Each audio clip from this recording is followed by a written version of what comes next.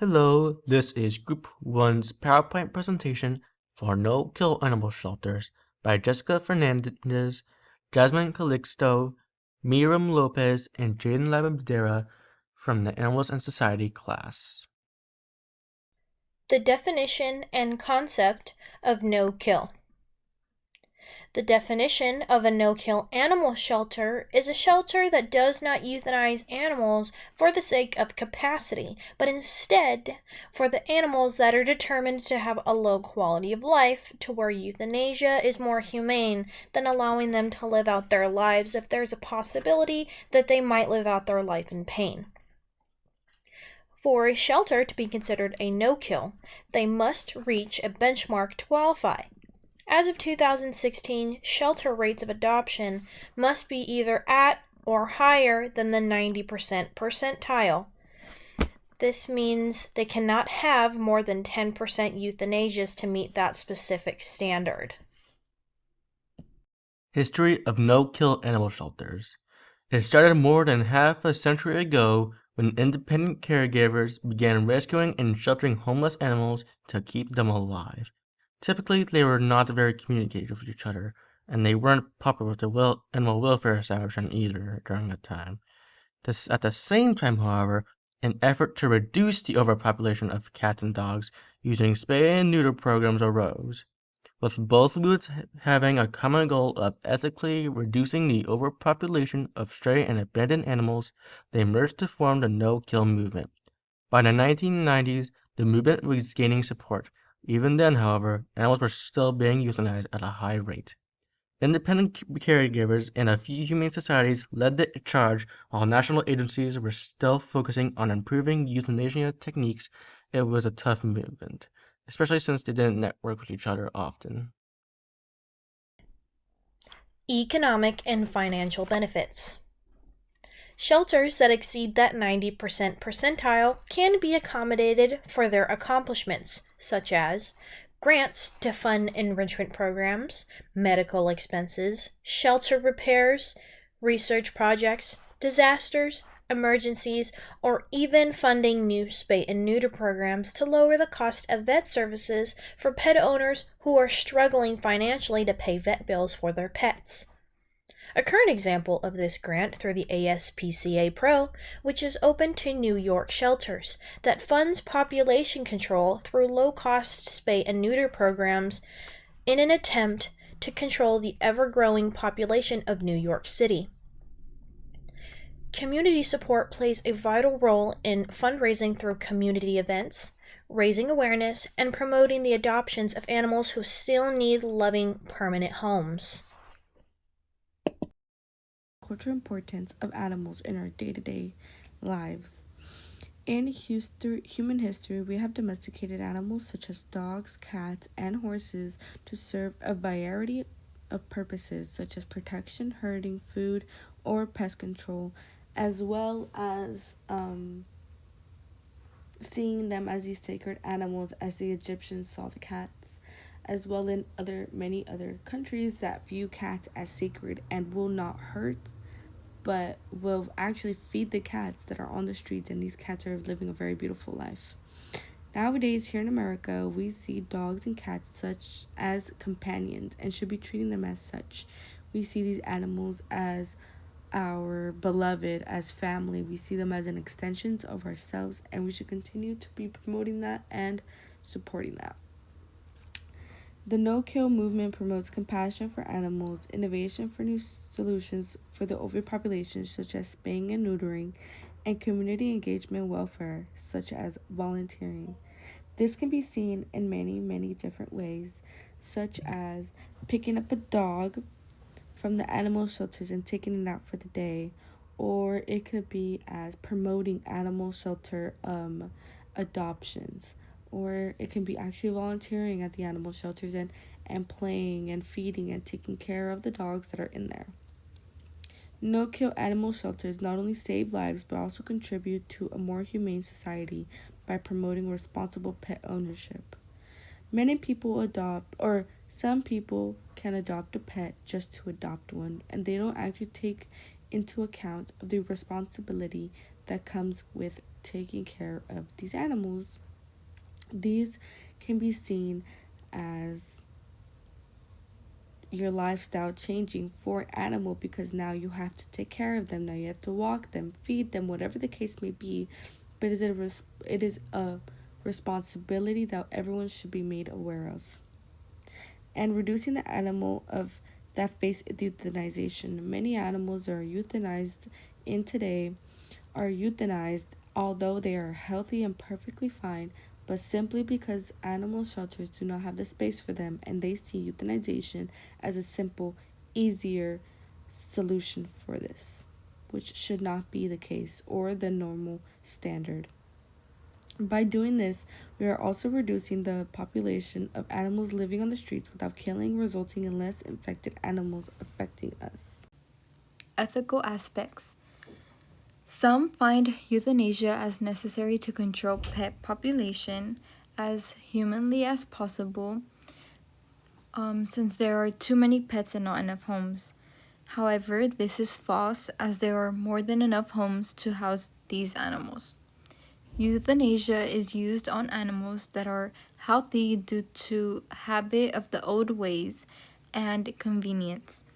This is morally wrong to euthanize animals that have been our companions and still have a chance at life just because it's easier and less costly.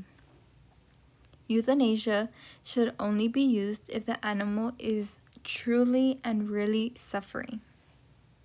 Current events regarding no-kill shelters. 2 out of 3 shelters in America today are thankfully no-kill. In 2024, the number of cats killed in U.S. shelters reached its lowest point in history, falling to 188,000, a remarkable 10.5% decrease from 2023, which is showcased by that graph.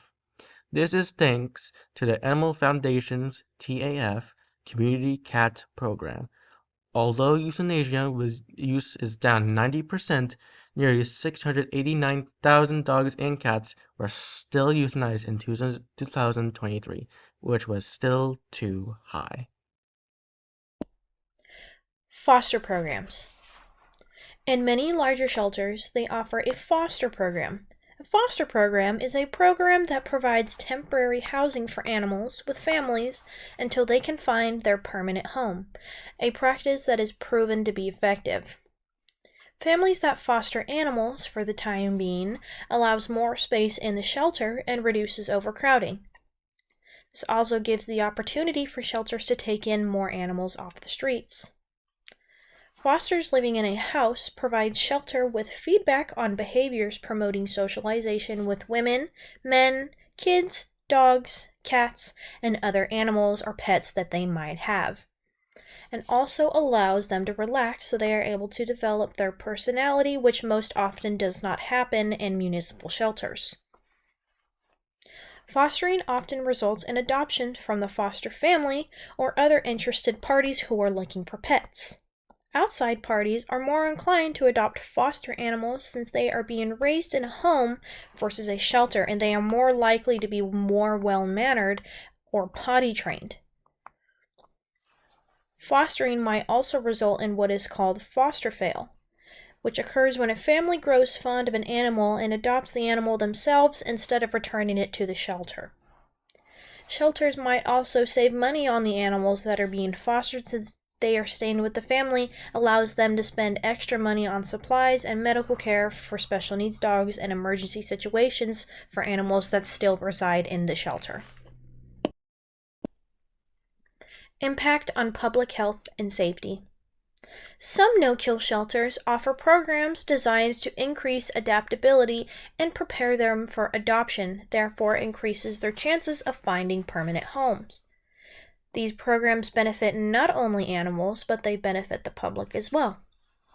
Some examples are as followed. Preventing the spread of pathogens to humans or disease control by ensuring all animals are vaccinated for vaccines such as rabies, bordetella, or parvo. Reduce the population through mandated spay and neuter programs. Behavioral issues are addressed through training to eliminate those undesirable behaviors, making animals more adoptable so that they may appear more disciplined to adopters.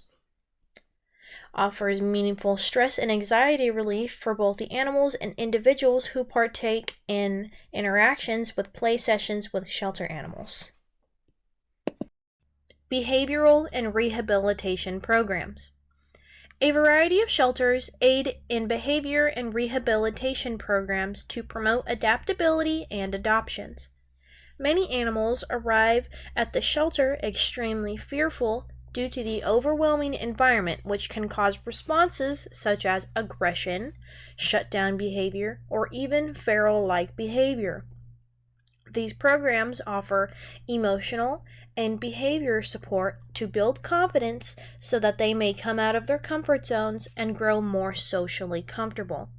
Some shelters will accept aggressive or fearful exhibiting dogs to provide rehabilitation so they can find suitable homes. Facilities that provide these services are as followed. Best Friends Animal Society provides services such as aggressions rehab, sanctuary care, and rescue partnership work. All Ears Rescue and Sanctuary provides training leash reactivity, fear-based aggression, and resource guarding. Brave Breed Rescue provides rehab for dogs with a bite history. ASPCA Behavior Rehabilitation Center provides intense rehab for fearful and aggressive dogs.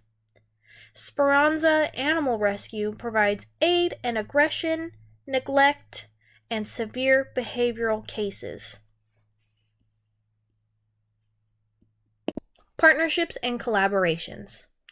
It's common for shelters to build collaborative relationships with other agencies for projects, such as clinics often offer support to shelters that have yet to acquire a medical team by providing medications, checkups, spay-neuters, and other services, much at a discounted rate, which is typically 10 to 20%.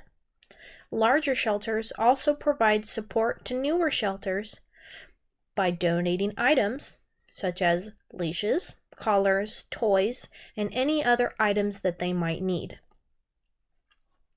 Advice or knowledge to improve their facility or methods of operations, or help with transferring dogs to shelters with higher adoption rates to find them homes a little more quickly.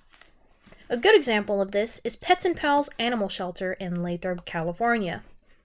Shelters might also collaborate with local businesses like pet stores, small businesses, or town community centers to host adoption events or fundraisers to raise awareness and introduce animals to potential adopters. This might also entice people to foster or donate so that they may lend a hand any way that they can. Adoption events can also help socialize timid animals to get used to people so that they may become more adoptable. Policies. Supportive policies play a crucial role in aiding no-kill shelters to operate successfully and enhance animal well-being. These policies also help decrease animal cruelty and excessive backyard breeding that causes overcrowding and irresponsible breeding that contributes to birth defects and other abnormalities that could shorten lifespan and cause pain in animals. Counties can create stricter laws that aren't required by the state. If animals go missing, shelters can generate revenue by requiring families to pay to reclaim their lost pet, by enforcing training and responsible ownership, ensuring contact and licensing info is up to date. Allows for shelters to enforce care protocols that aren't required by law in some states, such as spay and neuter, vaccinations, and microchips, which are all mandated by the state of California for municipal shelters to adopt out those animals. Shelters can implement other standards, such as running background checks to verify that these animals that are being adopted to responsible and caring families. So here I want to talk about some success stories of no-kill shelters. There have been many many success stories, and I want to preface this by saying that although common misconceptions may be that no kill shelters are not helpful or not beneficial for animals and they show no growth, here are some stories that do show and prove that there has been many growth. So, for example, in Austin, Texas, they became the largest no kill shelter city in America in 2011, where they have maintained a live release rate LRR of over 95% or more for more than a decade. This I want to say that this has shown the immense progress or the immense growth that can happen when these shelters are given the resources and the funding that they need to help these animals, and that it is not impossible to reach these levels of a 90% save rate. They also partnered with Austin Pets Alive, an innovative nonprofit that specializes in saving at-risk animals. I feel like a lot of these people think that maybe animals don't deserve to live in the way that they deserve to. Some people believe that um, some animals should just be let go, but it's very an inhumane way of thinking it that way, because it's like, what line does it draw where animals do or don't deserve to live? I feel like every animal should be given a fighting chance, and giving the resources to these shelters provides that chance for these animals. On to my next point. In 2012, Kansas City shelter had a 63% save rate and was overcrowded, overfunded, underfunded, and struggling. But after KC Pet Project nonprofit took over operations, the city turned things around fast. By 2018, Kansas City reached a 96% save rate and became a leading example of a well-run, high-volume, no-kill shelter. Again, this goes to show that with being funded even more, they can give these resources to these animals. They went from 63 to 96, which is a 33% a 33% growth, which is huge in just 5 years. 6 years, sorry. But it just goes to show that being funded and giving these resources to these shelters show an immense difference. In Portland, Portland took a regional approach to no kill, forming the Animal Shelters Alliance of Portland, ASAP, a coalition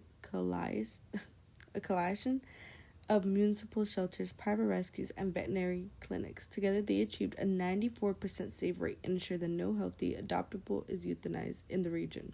In a lot of euthanization centers, they euthanize even healthy animals. But taking this into their own hands, changed that altogether. With receiving a 94% save rate, I think it just goes to show that the change that they wanted to make to save these animals have been done, as well as in my personal experience, the animal shelter that I go to volunteer at, the Animal Rescue of Fresno, they collaborate with Treatment of pets in no-kill shelters. No-kill shelters provide free services for animals that they come across. Services provided upon arrival include spay and neuter programs, foster care programs, microchips, and behavioral training.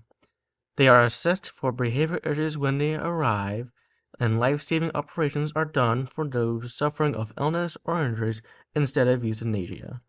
No-kill shelters have a routine of feeding times adequate to the animals' eating habits from when they weren't with them, so they don't have to break that habit, and walking times and enrichment toys are provided to the animals as well. A popular example would be Kongs for dogs. Impact of no-kill shelters. So no-kill shelters impact both the animals and the community in a positive way. We're going to start off with how no-kill shelters impact the community in a positive way. So they increase animal welfare, they boost community support, they improve the public image of the community, and they create economic benefits through increased pet-related spendings and job creation. They promote community-wide responsible pet ownership by advocating for spaying and neutering to combat overpopulation. They also attract new businesses by fostering a pet-friendly image. Now moving on to how no-kill shelters positively impact animals. So they prioritize the animal's well-being. They lead to a decreased risk of euthanasia. They offer more adoption opportunities, provides a safe haven, and animals are healthier and more energetic in these no-kill shelters. Vision of the future. As more shelters are born and growing, more innovative ideas and technology is created to save lives.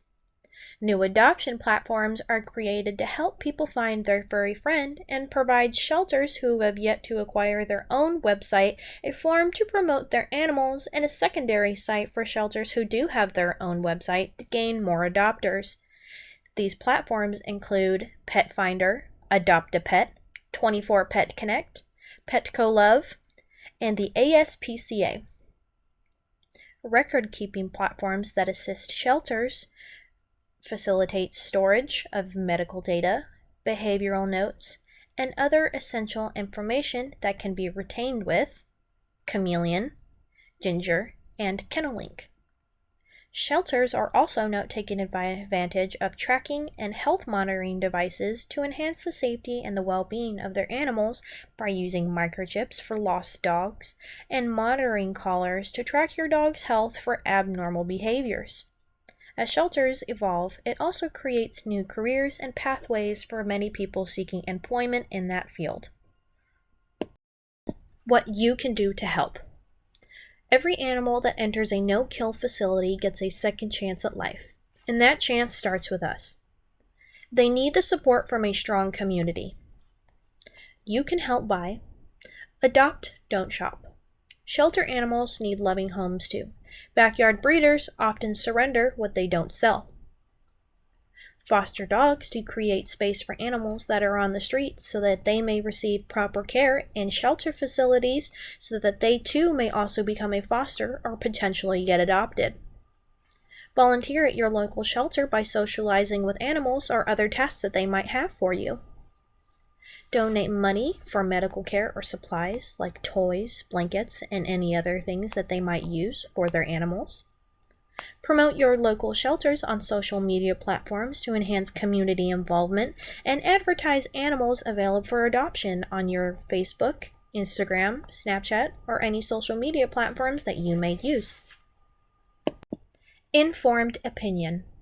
After listening to us, you should understand why no-kill shelters are the best option to solve the overpopulation of stray animals here in America.